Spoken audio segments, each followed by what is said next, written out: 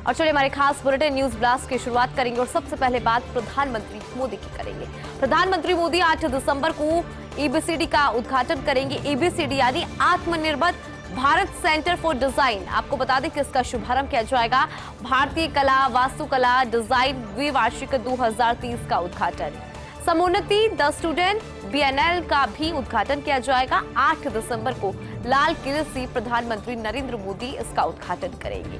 तो एबीसीडी का उद्घाटन करेंगे। एबीसीडी का मतलब भी हम आपको बता रहे हैं। एबीसीडी यानी कि आत्मनिर्भर भारत सेंटर फॉर डिजाइन। बड़ी जानकारी इस वक्त की आपको दे रहे हैं और आपको बता दें कि भारतीय कला, वास्तुकला, डिजाइन द्विवार्षिक 2030 का उद्घाटन किया जाएगा। तो वही समुन्नति जो कि द स्टूडेंट्स बीएनएल है उसका भी प्रधानमंत्री मोदी उद्घाटन करेंगे। 8 दिसंबर को लाल किले से उद्घाटन किया जाएगा प्रधानमंत्री नरेंद्र मोदी के द्वारा। और चलिए आगे बढ़ेंगे। भारतीय जनता पार्टी ने सांसदों के लिए व्हिप जारी किया है। भाजपा ने व्हिप जारी किया है। सभी सांसदों को 8 दिसंबर को सदन में उपस्थित रहना अनिवार्य होगा। बेहद महत्वपूर्ण विधायी कार्यों पर चर्चा की जाएगी। तो ऐसे में 8 दिसंबर को सभी को यहां पर मौजूद रहना होगा। आपको बता दें कि भारतीय जनता पार्टी ने व्हिप जारी किया है अपने सभी सांसदों के लिए।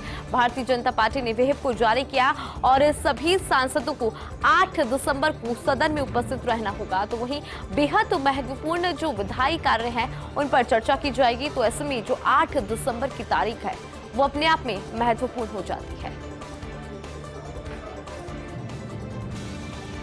और अब बात करते हैं 3 राज्यों में जीत के बाद। आपको बता दें कि 3 राज्यों में जीत हासिल कर ली है भारतीय जनता पार्टी ने और संसदीय दल की बैठक आयोजित हुई। संसदीय दल की बैठक में प्रधानमंत्री मोदी का सम्मान किया गया। भाजपा सांसदों ने प्रधानमंत्री मोदी का सम्मान किया क्योंकि 3 राज्यों में भारतीय जनता पार्टी ने जीत दर्ज की है। तो ऐसे में प्रधानमंत्री मोदी का सम्मान किया गया। भाजपा के राष्ट्रीय अध्यक्ष जेपी नड्डा, गृह मंत्री अमित शाह भी इस दौरान मौजूद रहे। केंद्रीय मंत्री पीयूष गोयल, नितिन गडकरी, गजेंद्र सिंह शेखावत भी मौजूद रहे। आपको बता दें कि सम्मान समारोह को प्रधानमंत्री नरेंद्र मोदी ने खुद संबोधित किया। मोदी की गारंटी शब्द की कार्यक्रम में जोरदार चर्चा रही। तो बड़ी जानकारी इस वक्त की आपको दे रहे हैं। 3 राज्यों की जीत के बाद भारतीय जनता पार्टी के अंदर उल्लास का माहौल। और आपको बता दें कि संसदीय दल की बैठक में प्रधानमंत्री नरेंद्र मोदी का सम्मान और भाजपा सांसदों ने प्रधानमंत्री मोदी का सम्मान किया। भाजपा के राष्ट्रीय अध्यक्ष जेपी नड्डा, गृह मंत्री अमित शाह भी इस दौरान मौजूद रहे और वहीं केंद्रीय मंत्री पीयूष गोयल, नितिन गडकरी, गजेंद्र सिंह शेखावत भी इस कार्यक्रम में मौजूद रहे। सम्मान समारोह को खुद प्रधानमंत्री मोदी ने संबोधित किया। अब कार्यक्रम की बात की जाए तो मोदी की गारंटी शब्द इस कार्यक्रम में जोरदार चर्चा का विषय रहा। और चलिए अब पूरा आकलन करेंगे कि राजस्थान एमपी में राहुल गांधी की यात्रा आखिर कितना फायदेमंद रही, कितना लाभदायक रही कांग्रेस पार्टी के लिए। तो आपको बताते हैं कि राहुल गांधी की भारत जोड़ो यात्रा को लेकर रोचक तथ्य सामने आए। 19 सीटों से ये यात्रा गुजरी थी और आपको बता दें कि 19 सीटों से गुजरी थी राहुल गांधी की भारत जोड़ो यात्रा। राजस्थान के रूट पर कांग्रेस को भारी नुकसान हुआ था।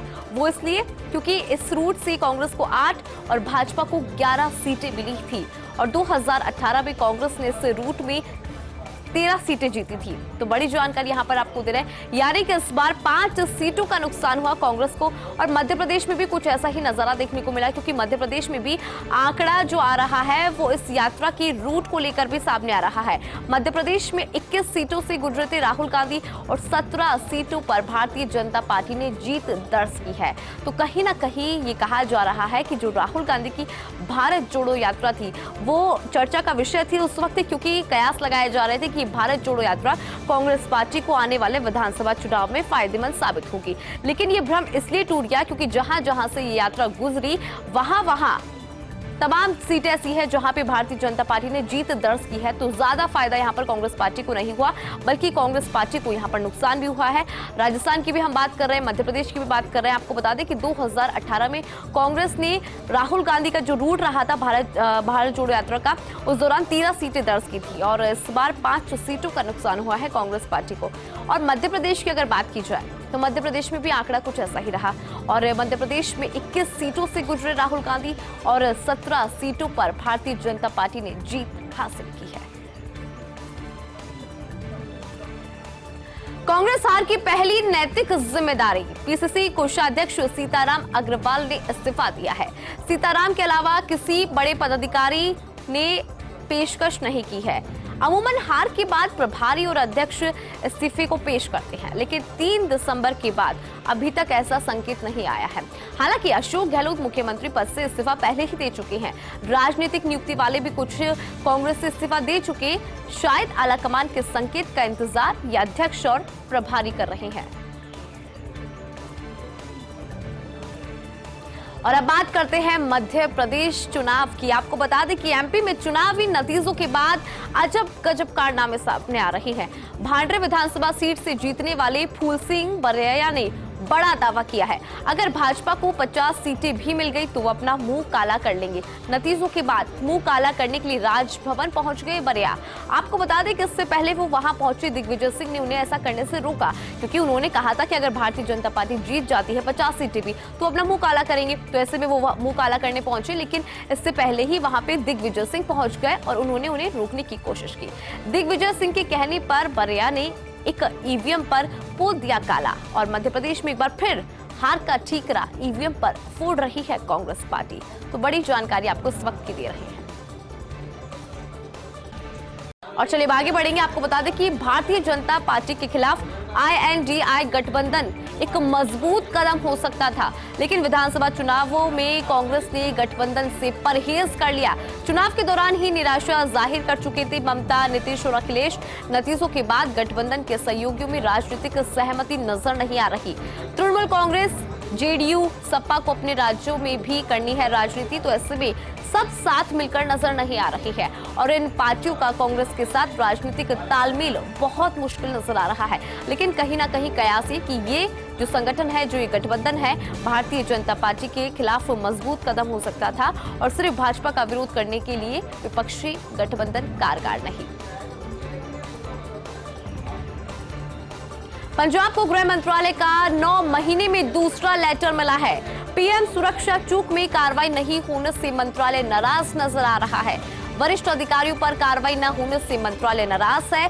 मार्च 2023 में केंद्रीय गृह सचिव अजय भल्ला ने सवाल उठाए थे। सुप्रीम कोर्ट कमेटी ने कई सीनियर अधिकारी को यहां पर दोषी ठहराया था।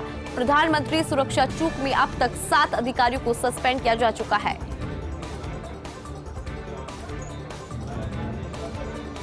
PFI कैडर के खिलाफ चार्जशीट दायर। आपको बता दें कि युवाओं को आतंक के लिए उकसाने का आरोप और NIA ने इस मामले को जो है अपने पास लिया है और तेलंगाना के निजामाबाद में पिछले साल ये मामला दर्ज हुआ था। आपको बता दें कि आरोपी की पहचान नौसाम मोहम्मद यूनुस के तौर पर की गई है।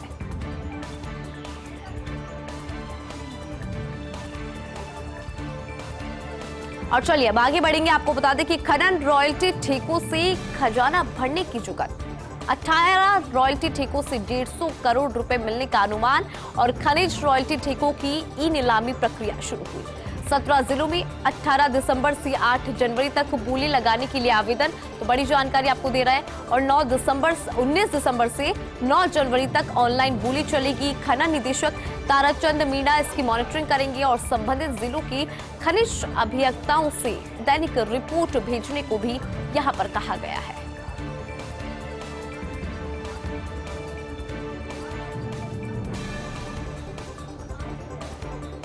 और प्रदेश में बजरी लीज को लेकर बड़ी खबर सामने आ रही है। आपको बता दें कि 22 बड़ी बजरी लीजों को ई नीलामी की जो प्रक्रिया है उसकी शुरुआत हो चुकी है।